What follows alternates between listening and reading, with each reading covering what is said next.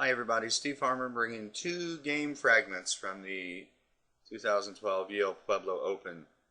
In this fragment we have Andy Lee at 1401 playing the white pieces and Victor Valenzuela at 1293 with black.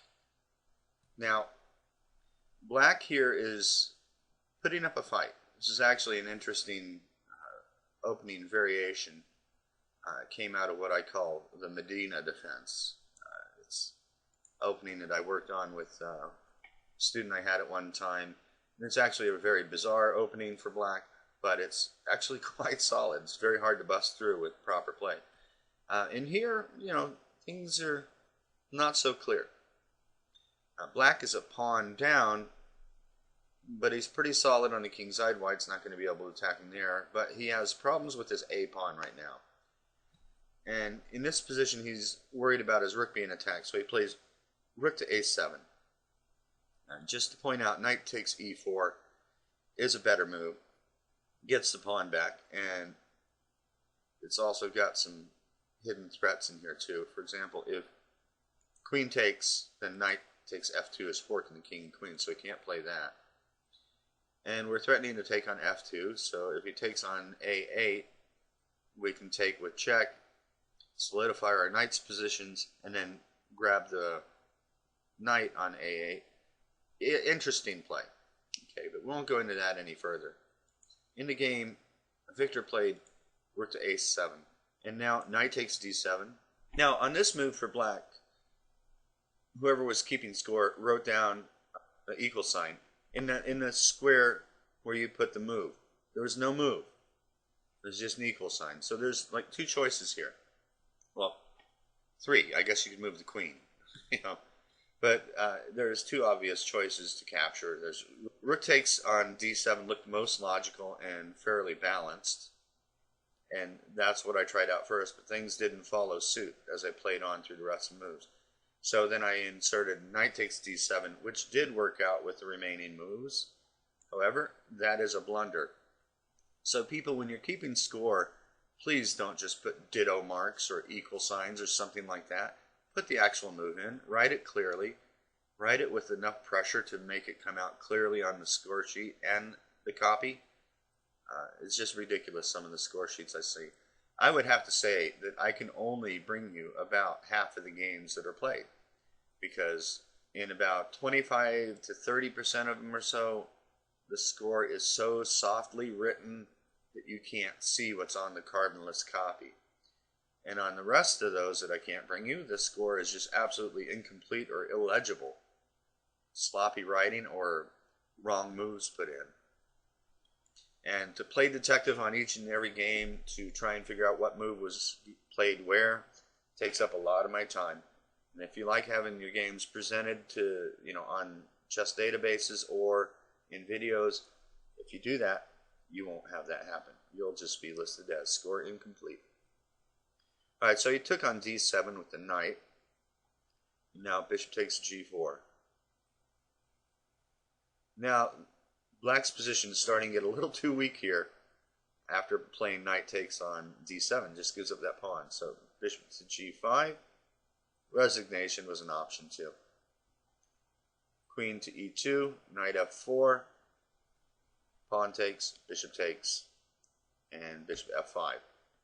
And believe it or not, black made white play this out to move 52 before resigning. I'm not going to bring you all of this game. I'm just going to show you this part because I wanted to point out to people that are keeping score to keep the score properly. It's important. You're going to get home and you're going to put your score sheets aside, especially if you lost the game. A lot of people don't want to look at them right away. They'll come back to it a week later, and then they're going to see that they don't have the full score, so they don't know where they can improve their game. You look at good players. I don't know that I'm a good player, but I look at my score sheets, right after the game, right after I played it. I go through it real quick. Later when I get home, I have an accurate score to go by, and I can put it into the computer and start figuring out where I went wrong. If you're sloppy with your score sheets, it's going to hurt you in the long run. Also, it makes my job a lot rougher. All right, that's it for this fragment. Let's look at another one here.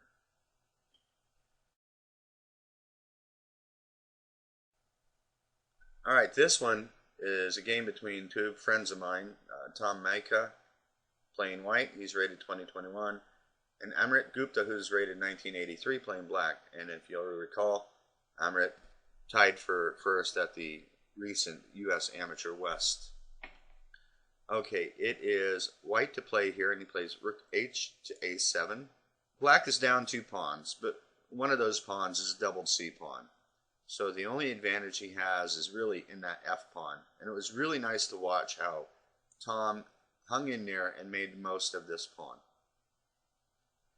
Bishop e4 was played, rook to a8. It's a very tricky endgame, but Tom is up to the challenge. He takes a route that leaves him with a better position, but not necessarily winning. Add time pressure to black's cause, and you can see why Tom went this way. It is safe, and it is all on his opponent to find the very best defense. Not an easy task. I think that Amrit had a bit of time pressure issues. I mean, nothing real critical, but he didn't have a lot of time to figure everything out. So he had to really be on the spot to try and find the best way to save the game. And in this case, he plays king c8, rook to a1, rook to g2, rook takes b8 check, king takes b8, rook to f1.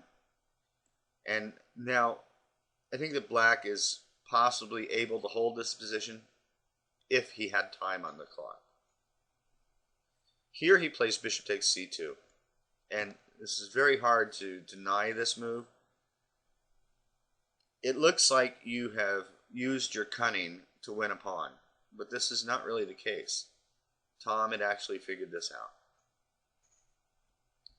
It was better to play king to c7, and this may well be enough to draw. The thing is to keep the f5 square under lock and key. If black were to do that, he has every reason to believe that he can draw this game. But after this, he gives up one of the protectors of the f5 square. Now rook takes e2, and I believe that this rook and pawn endgame should be a win for white. King to d1, rook to e3, king to d2. It might have been possible to play f5 right away, but let's stick with Tom's safe and tested measure here. Rook to d3 check, king to c2, king c7, and now f5. Now I think black needs to take. If he doesn't, white's going to play f6 or takes on e6 if the king doesn't come to d7. So let's say king to d7, f6, king to e8, f7 check, king to f8, rook to f6. Is going to pick up the e pawn and the d pawn. So he's got to take. Now rook takes f5, rook to h3, king to b2.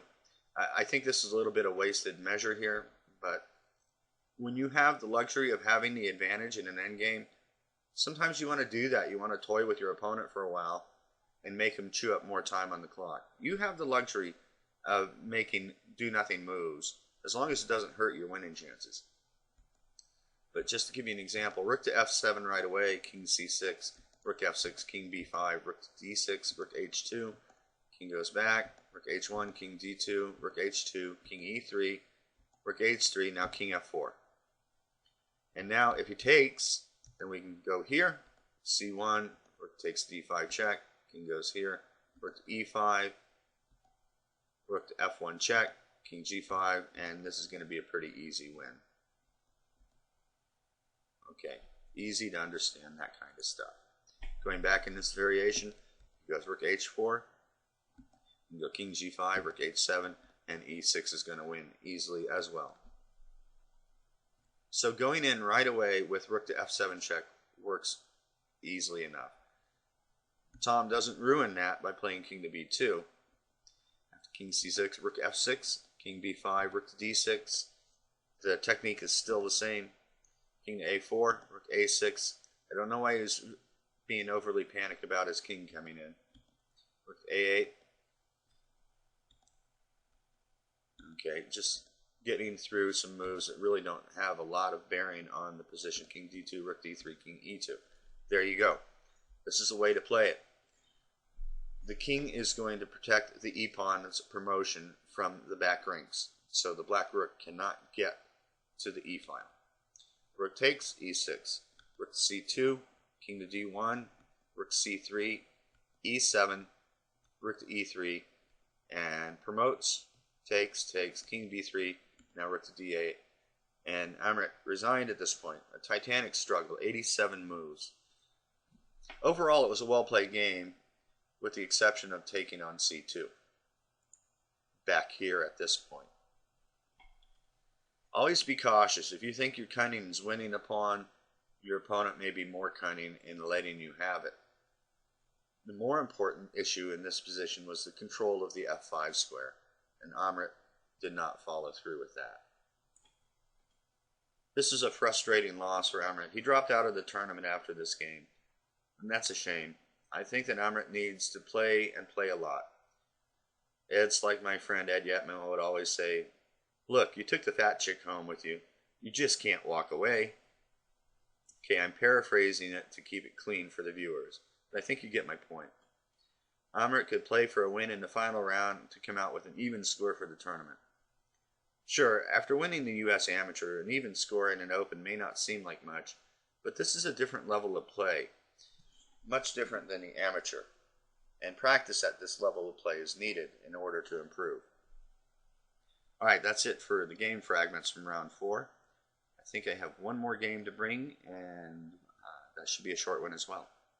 Alright, until next time, good luck.